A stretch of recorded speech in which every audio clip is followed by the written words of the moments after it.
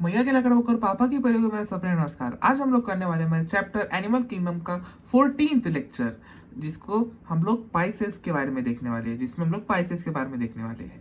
तो मछली जल की रानी है, जीवन उसका पानी है। हाथ लगाएगा तो मर जाएगी, बाहर निकालेंगे तो डर जाएगी। नहीं, हाथ लगाएगा तो डर जाएगी, बाहर निकालेंगे तो मर जाएगी। है ना जी। ये राइम तो आपने बहुत बार सुनी होंगी, लेकिन आज हम लोग मछलियों के बारे में देखने वाले हैं। तो मछलियों के इस दुनिया में दो प्रकार रहते हैं, एक कॉन्ट्रिक्थीस और एक ऑस्टिक्थीस। कॉन्ट्रिक्थीस और ऑस्टिक्थीस। कॉन्ट्रिक्थीस यानी आपकी जो होती है वो होती है कार्टिलेजिनियस फिश। कार्टिलेजिनियस। और ऑस्टिक्थीस जो होती है वो होती है बोनी फिश।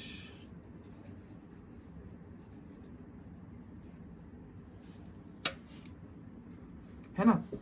तो कॉन्ट्रिक्थीस होती है आपकी बोनी फिश और ऑस्टिक्थीस कॉन्ट्रिक्थीस होती है आपकी कार्टिलेजिनस फिश और ऑस्टिक्थीस होती है आपकी बोनी फिश। आपको कैसे पहचानना है? C for Chondrichthyes, C for cartilaginous fish, B for bony fish, B for Osteichthyes. O है इसमें।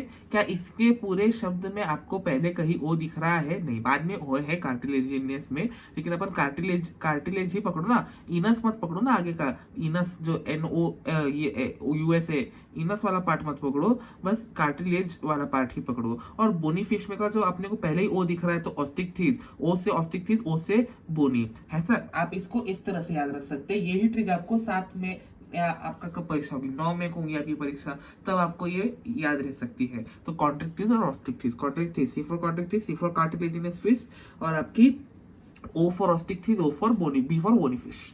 तो ये अपन ने मेन पॉइंट तो डिफरेंशिएशन देख लिया कि या उनके बॉडी में, जिन फिशेस की बॉडी में जो मेन एंडोस्केलेटल स्ट्रक्चर है वो आपका कार्टिलेजेस से बना है, वो आपके कॉन्ट्रिक्थीस होते हैं। जिन आपके फिशेस के अंदर का एंडोस्केलेटन जो होता है कार्टिलेजिनियस होता है, उन्हें हम आपके कॉन्ट्रिक्थीस कहते हैं। जिन एंडोस्केलेटल फिशेस के आपके बोनी रहते हैं उन्हें हम ऑस्टिक्थीस कहते हैं। जिन एंडोस्केलेटल आपके फिशेस के बोनी रहते हैं उन्हें हम ऑस्टिक्थीस कहते हैं। फिर कॉन्ट्रिक्थीस जो होते हैं मरीन वाटर में ज्यादा पाए जाते हैं, मरीन वाटर में पाए जाते हैं, है ना जी। लेकिन आपके ऑस्टिक्थीस जो होते हैं मरीन वाटर के साथ साथ फ्रेश वाटर में भी पाए जाते हैं। वे मरीन वाटर के साथ साथ फ्रेश वाटर में भी पाए जाते हैं। इनके अंदर जो होता है ऑपरकुलम एब्सेंट रहता है। कॉन्ट्रिक्थीस के अंदर ऑपरकुलम एब्सेंट रहता है और ऑस्टिक्थीस के अंदर ऑपरकुलम प्रेजेंट रहता है। लेकिन ये ऑपरकुलम होता क्या है? चलिए पिछले स्लाइड पे वापस से चलते हैं, जिसमें हमने बेसिक टर्म्स फॉर स्पाइसेस लिखे हैं। तो स्पाइसेस के बारे में बेसिक टर्म्स जो अपन यहाँ लिखे थे उसके बारे में देखते हैं कि ऑपरकुलम क्या चीज होती है। हैंडराइटिंग को थोड़ा सा माइंड करिएगा, थोड़ा सा हैंडराइटिंग की मेरी प्रॉब्लम है, लेकिन कंसेप्ट मैं आपको पूरा दिमाग में फिट करवा दूंगा।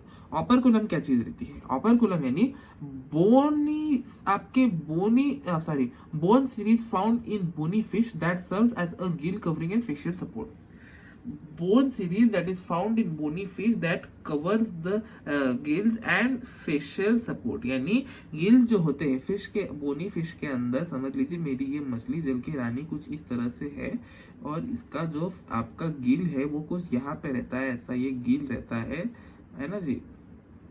इस तरह से गिल रहता है और यहाँ पे इसका फिश रहता है। तो ये जो फिश के अंदर ये जो ऑपरकुलम आता है, ये आपका कुछ बोनी सीरीज रहती है जो आपके गिल्स को कवरिंग करता है और फेस को सपोर्ट देता है। आपने पिक्चरों में देखा होगा या ऑगी एंड द कॉकरोचेस वाली सीरियल में देखा होगा कि जब वो पूरा ऐसा कार्टून में देखा होगा, जब मच्छी खा जाती है तो मच्छी कुछ इस तरह से बचती है, इस तरह से मछली कुछ बचती है हड्डियों वाली, है ना जी। तो ये वाला जो पार्ट रहेगा ये उसका कुछ ऑपरकुलम जैसा पार्ट रहेगा जो उसके गिल्स को कवर करता था और उसको एक फेशियल सपोर्ट प्रोवाइड करता था, उसके गिल्स को कवर करता था और फेशियल सपोर्ट प्रोवाइड करता था, है ना जी। उसके बाद अगला आता है कि bone series found in the bony fish that serves as a gill covering and facial support। bone series which is found in the serves as a gill covering and a facial support। bone series found in the bony fish that serves as a gill covering and a facial support is known as operculum, is known as operculum। उसके बाद आता है viviparous और आपने sorry उसके बाद अपन देखते थे कि भैया ऑपरकुलम आगे के पॉइंट के डिफरेंशिएशंस क्या थे कि भैया कॉन्ड्रिक्थिस जो थे उनके अंदर ऑपरकुलम एब्सेंट है, उनके अंदर ऑपरकुलम एब्सेंट है, यानी जो कॉन्ड्रिक्थिस रहेगी आपके उसके अंदर उसके गिल को कोई कवरिंग नहीं है, उसके फेशियल्स को कोई सपोर्ट नहीं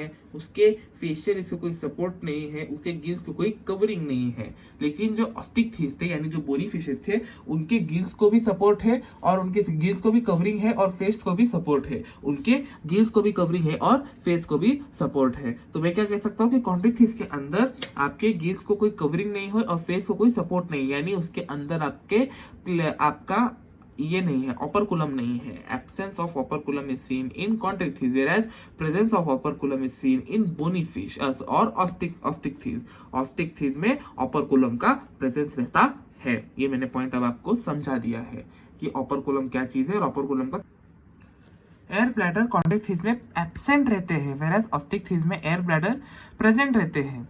मत एयर ब्लैडर का क्या रहता है, एयर ब्लैडर यानी अपने एयर उसमें भर जाती है जिसकी वजह से बोयंसी प्रोवाइड होती है और उसको आराम से वो एक जगह रह सकता है। अगर बोयंसी नहीं प्रोवाइड हुई तो उसको कायम स्विम ही करना पड़ेगा, इसलिए कॉन्ट्रिक्थिस में एयर ब्लैडर एब्सेंस होने के कारण उसको कांस्टेंट स्विमिंग करनी पड़ती है। वेयरएज ऑस्टिक्थिस में एयर ब्लैडर प्रेजेंट होने के कारण उसमें एयर भर जाती है जिससे उसको बोयंसी प्रोवाइड होती है और उसको कांस्टेंट स्विमिंग नहीं करनी पड़ती है। इसलिए एयर ब्लैडर का प्रेजेंस ऑस्टिक्थिस में होता है वेयरएज एयर ब्लैडर का एब्सेंस कॉन्ट्रिक्थिस में होता है।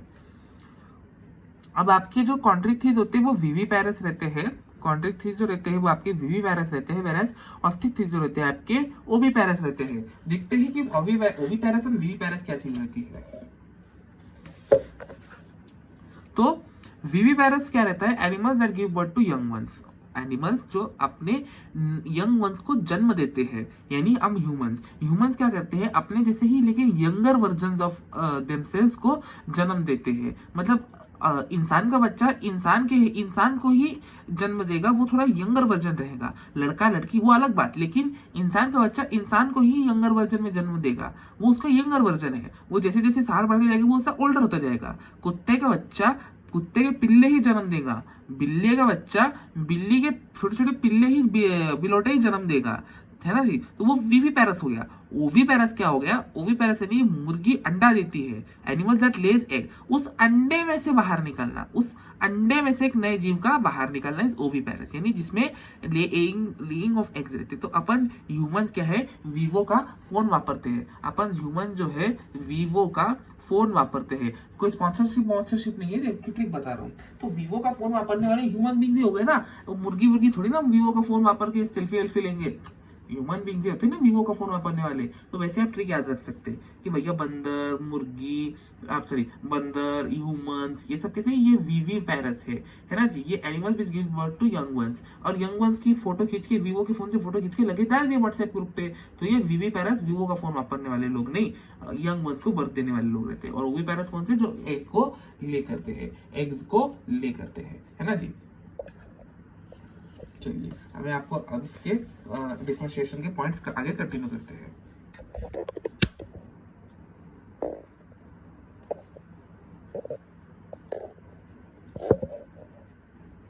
तो कॉन्ड्रिक्थिस जो थे वो अपने विविपेरस थे, यानी वो यंग वंस को जन्म देते थे, और ऑस्टिक्थिस जो थे ओविपेरस थे, यानी वो एग्स को ले करते थे।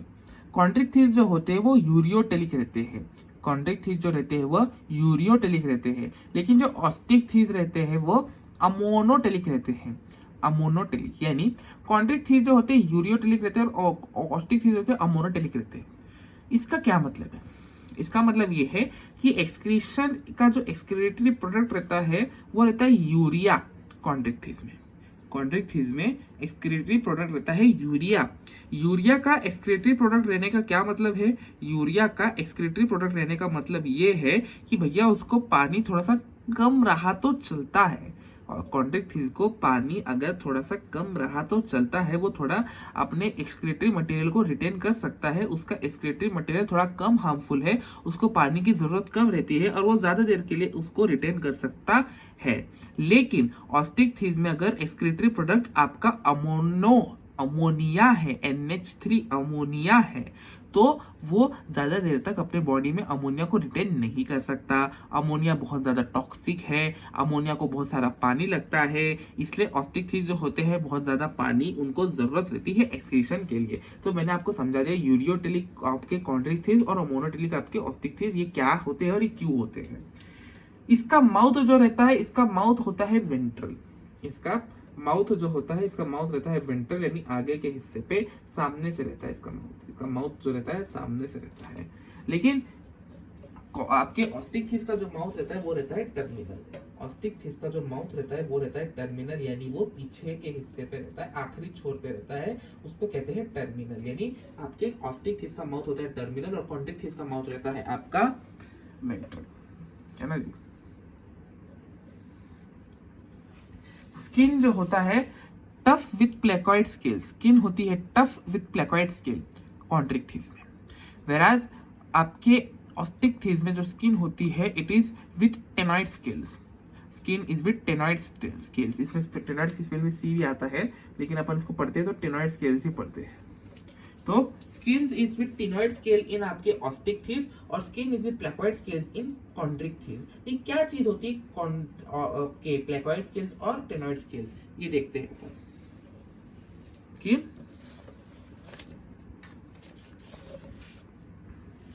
प्लेकॉइड स्केल्स क्या रहता है। It is hard in nature, it does not increases in size of fish, it is tiny and pointy. यानी आपकी मछली कुछ अगर इस तरह से रहेगी,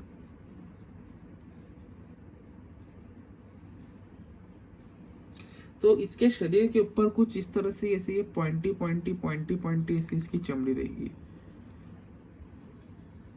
वो जो रहेगी वो थोड़ी हार्ड रहेगी, वो इंक्रीज नहीं करेगी साइज में, बल्कि उसके ऐसे लेयर्स बनते जाएंगे। लेकिन जैसे जैसे आपकी फिश की उम्र बढ़ेगी वैसे वैसे उसके ऊपर ऐसे ये लेयर्स बनते जाएंगे। ये फिश को साइज में बढ़ने नहीं देती। अगर फिश इतनी सी है इतनी रहेगी, लेकिन अगर अपन फिश को देखेंगे तो कुछ इतनी बड़ी दिखेगी उसके प्लेकॉइड स्केल्स की मदद से। तो जिसके प्लेकॉइड स्केल कैसे एक के ऊपर एक ऐसी लेयर बनती जाती है। लेकिन अगर अपन टेनॉइड स्केल्स की बात करें, अगर टेनॉइड स्केल की बात करें तो टेनॉइड स्केल जो होते हैं स्मॉल और सॉफ्ट और फैट रहते हैं, फ्लैट रहते हैं, यानी कुछ इस तरह से रहते हैं, इस तरह से ईंटों के जैसे।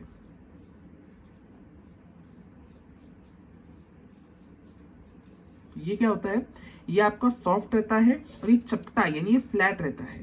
ये सॉफ्ट रहता है, चपटा यानी फ्लैट रहता है।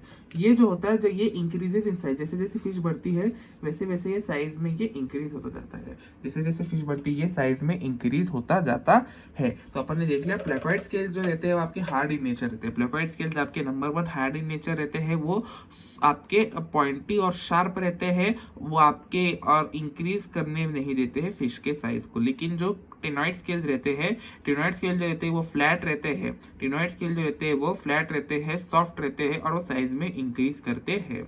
ये अपन ने देखा प्लेकॉइड स्केल्स और टेनॉइड स्केल्स के बारे में। चलिए अपन आगे की डिफरेंशिएटिंग पॉइंट देखते हैं। तो माउथ आपका जो स्किन रहती है वो टफ रहती है। अगर शार्प और पॉइंटेड रहा तो वो प्लेकॉइड स्केल्स रहेंगे। कॉन्ट्रिक थीस के अंदर प्लेकॉइड स्केल्स रहेंगे, उनकी स्किन जो होती है टफ रहती है, उनके साइज में कोई इंक्रीज नहीं होता, लेकिन उस पर बस प्लेकॉइड स्केल्स के लेयर पे लेयर बनती जाती है। लेकिन जो ऑस्टिक थीस रहती है उसकी स्किन जो रहती है वो आपकी टेनॉइड स्केल से बनी रहती है। उसकी स्किन जो रहती है आपकी टेनॉइड स्केल से बनी रहती है, जो आपके सॉफ्ट और फ्लैट रहती है और जो फिश को साइज इंक्रीज करने में मदद करती है, फिश को साइज इंक्रीज करने में मदद करती है। इसके टीथ जो रहते हैं, इसके टीथ जो रहते हैं कॉन्ट्रिक थीस में वो मॉडिफाइड होते हैं प्लेकॉइड स्केल्स में, वो मॉडिफाइड होते हैं प्लेकॉइड स्केल में, और वो बैकवर्ड डायरेक्टेड रहते हैं।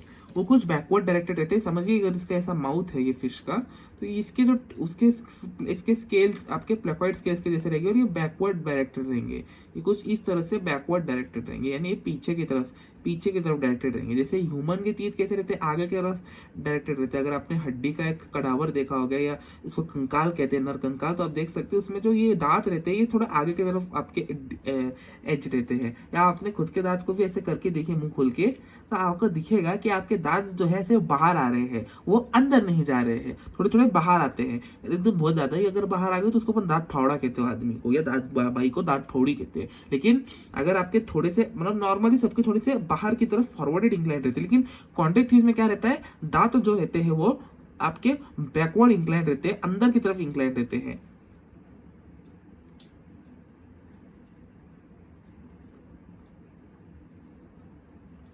है ना, वो जो होते हैं बैकवर्ड की तरफ इंक्लाइन रहते हैं। तो teeth are modified into placoid scale which are आपके डायरेक्टेड बैकवर्ड, लेकिन आपके ऑस्टिक थीथ में ऐसा कुछ नहीं है।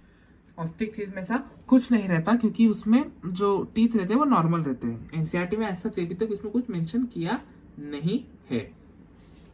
आगे है अगला पॉइंट कि इसका माउथ जो था टर्मिनल था वो अपन ने देख लिया।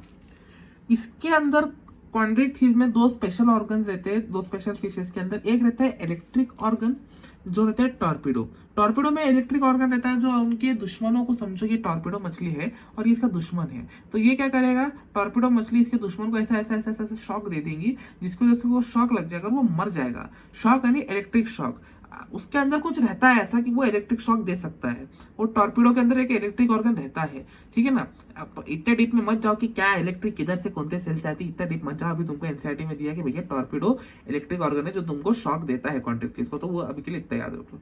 पॉइजन ऑर्गन रहता है ट्राइगॉन। ट्राइगॉन के अंदर पॉइजन ऑर्गन रहते हैं जो वो पॉइजन को रिलीज करता है अपने डिफेंस में, है ना जी। वो जो लोग उसके जो प्रेडेटर रहते हैं उसके ऊपर वो रिलीज करता है जिससे वो अपना बचाव कर सके, अपना रक्षण कर सके। तो ये दो मेन ऑर्गन्स थे। एग्जांपल याद रखने हैं, इलेक्ट्रिक ऑर्गन का रहेगा टॉर्पिडो और आपका पॉइजन ऑर्गन का रहेगा ट्राइगॉन, है ना जी। ट्राइगॉन इसका पॉइजन ऑर्गन का रहेगा। ऑस्टिक थीथ में से कोई फिश के अंदर कोई खास ऐसा कुछ है नहीं। Organ system level of organisation Chondrichthyes और ऑस्टिक थीथ दोनों में पाई जाती है। Organ level of organisation Chondrichthyes और ऑस्टिक थीथ दोनों में पाई जाती है। इंटरनल फर्टिलाइजेशन रहता है कॉन्ट्रिक थीथ में। कॉन्ट्रिक थीथ में इंटरनल फर्टिलाइजेशन रहता है। जाहिर सी बात है, इंटरनल फर्टिलाइजेशन रहेगा तो उसको विविपैरस ही रहेगा, क्योंकि जब आपका फीमेल के अंदर मेल स्पर्म छोड़ता है और फीमेल के अंदर ही फर्टिलाइजेशन होता है तो विविपैरस होता है, इंटरनल फर्टिलाइजेशन होगा। तो ये तो एकदम ये कनेक्टेड बात होगी, विविपैरस है तो इंटरनल फर्टिलाइजेशन होगा। और अदर हैंड ओविपैरस है तो एक्सटर्नल फर्टिलाइजेशन होगा, एग्स बनेंगे, एग्स बाहर बनेंगे बॉडी के, है ना जी। आपका कोई ये तो बनेगा नहीं, young one direct female body में से पैदा होकर नहीं आएगा, है ना। तो इसके अंदर कैसा रहेगा, एक्सटर्नल फर्टिलाइजेशन रहेगा ऑस्टिक थीथ में, और कॉन्ट्रिक थीथ में इंटरनल फर्टिलाइजेशन रहेगा, है ना जी। ऑर्गन सिस्टम वाला पॉइंट भी हो चुका है। मेल के अंदर क्लैस्पर्स रहते हैं पेल्विक फिन के ऊपर। पेल्विक फिन के ऊपर मेल में क्लैस्पर्स रहते हैं। जब वो कॉपुलेशन करते हैं तो फीमेल को होल्ड करने के लिए एम्फीबियन, कॉन्ट्रिक थीथ, इन सब में खास तरह का एक वो रहता है जिसके ऊपर वो फीमेल को पकड़ सके, उनको अपना उनकी एंकरेज अच्छे से हो सके कॉपुलेशन के टाइम पे, है ना जी। कॉपुलेशन के टाइम पे उनकी एंकरेज जो हो सके अच्छे तरीके से हो सके फीमेल्स के ऊपर, इसलिए मेल्स के ऊपर कॉन्ट्रिक थीथ में क्लैस्पर्स रहते हैं पेल्विक फिन पे, जिससे वो एंकरेज अच्छी कर सके कॉपुलेशन के अंदर। लेकिन ऑस्टिक थीथ में ऐसा कोई स्ट्रक्चर रहता नहीं, there is an absence of claspers. ये पार्ट जो क्लैस्पर वाला है आपको स्ट्रक्चरल ऑर्गेनाइजेशन में फ्रॉग वाले हिस्से में एकदम अच्छे से ये पॉइंट कवर हो जाएगा, मतलब वहां पे भी रिपीट होने वाला है point. Persistent notochord throughout the life Chondrichthyes का एक कैरेक्टरिस्टिक फीचर है। आप बोलेंगे कि ये तो वर्टिब्रेट ठहरे, लेकिन वर्टिब्रेट होने के बावजूद भी इनका जो नोटोकॉर्ड रहता है वो through out the life persist करता है। इनका नोटोकॉर्ड जो रहता है through out the life persist करता है। कॉन्ट्रिक थीथ का notochord throughout the life persist करता है। लेकिन ऑस्टिक थीथ में जो वर्टिब्रल कॉलम रहता है वो नोटोकॉर्ड्स को रिप्लेस कर देता है। ऑस्टिक थीथ में जो वर्टिब्रल कॉलम रहता है वो नोटोकॉर्ड को रिप्लेस कर देता है। कॉन्ट्रिक थीथ में आपको जैसे मैंने बताया था एयर ब्लैडर की एब्सेंस होने के कारण उसको कॉन्स्टेंटली स्विम करना पड़ता है, वो एक जगह ठहर नहीं सकता। लेकिन ऑस्टिक थीथ में एयर ब्लैडर होने के कारण वो एक जगह ठहर सकता है और उसको कॉन्स्टेंटली स्विम करने की गरज नहीं है, उसको कॉन्स्टेंटली स्विम करने की गरज नहीं है। अपन ने ये पॉइंट्स अब सारे कवर कर लिए हैं कॉन्ट्रिक थीथ और ऑस्टिक थीथ के रिलेटेड। अपन एक बार इसके पॉइंट्स को देख लेते हैं, इससे पहले अपन इसके डायग्राम्स को देख लेते हैं। डायग्राम को एनसीईआरटी के देखें तो आप देख सकते हैं यहाँ पे इसमें ये pointed skin, spiny sharp skin है, आप देख सकते हैं।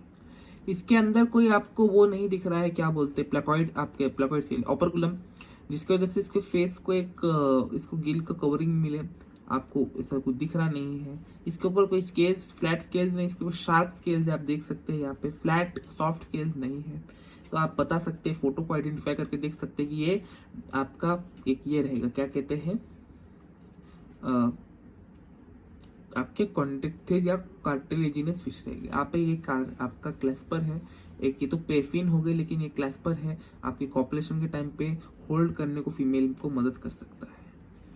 लेकिन अगर मैं वही बात करूं आपके इसका, ये जो है ये स्कॉल्डियन है, ये पहला वाला जो है वो स्कॉल्डियन है, और दूसरा वाला जो है वो प्रिस्टिस है,